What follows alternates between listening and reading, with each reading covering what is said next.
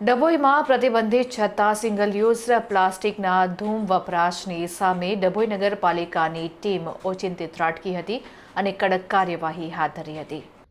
નગરપાલિકાની ટીમ દ્વારા નગરના મુખ્ય બજાર અને વિવિધ વિસ્તારોમાં આવેલી દુકાનોમાં આકસ્મિક તપાસ હાથ ધરવામાં આવી હતી। તપાસ દરમિયાન અનેક દુકાનોમાંથી પ્રતિબંધિત સિંગલ યુઝ પ્લાસ્ટિક મળી આવ્યું હતું। વિવિધ દુકાનોમાંથી અંદાજિત 22 કિલો જેટલું પ્રતિબંધિત પ્લાસ્ટિક જપ્ત કરવામાં આવ્યું હતું। ત્યારે નિયમોનું ઉલ્લંઘન કરનારા વેપારીઓ પાસેથી પ્લાસ્ટિકનો જથ્થો કબજે કરી સ્થળ પર જ દંડ ફટકારવામાં આવ્યો હતો।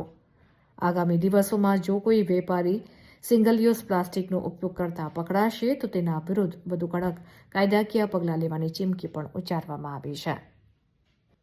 તંત્ર દ્વારા તમામ વેપારીઓને પર્યાવરણના હિતમાં પ્લાસ્ટિકનો ત્યાગ કરવા અને પેપર કે કાપડની થેલીઓનો આગ્રહ રાખવા સમજણ પણ આપવામાં આવી હતી।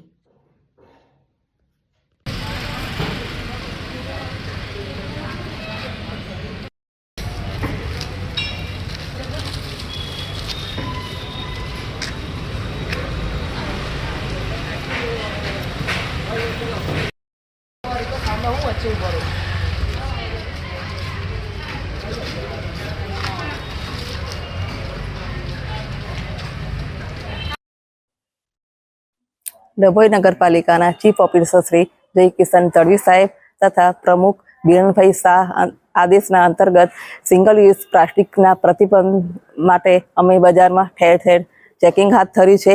જે અંતર્ગત ભારતીય કિરાણા સ્ટોરમાંથી અંદાજે 2 કિલો પ્લાસ્ટિક મળેલ છે। જેના અનુસંધાને અમે દંડની વસૂલાત કરી છે અને અમને સમજાવ્યું છે કે ફરીથી આ પ્લાસ્ટિક પકડાવવું ના જોઈએ। આગળ જતા બજારમાં હુસેની ચિકન શોપ ખાતેથી પણ અંદાજે 20 કિલો જેટલું પ્લાસ્ટિક મળેલ છે અને એનો પણ 8,000 જેટલો દંડ અમે વસૂલ કર્યો છે। નગરમાં ઠેર ઠેર જગ્યાએ પ્લાસ્ટિક ચેકિંગ હાથ ધરેલ છે, છતાં પણ જો પ્લાસ્ટિક વપરાશકર્તા દ્વારા મળે તો ત્યાં દંડ વસૂલાત કરીશું અને ના માને તો ત્યાં નોટિસ પણ ફટકારીશું અને આગળ જતા અમે આનો કેસ કોર્ટમાં પણ દાખલ કરી શકીએ છીએ।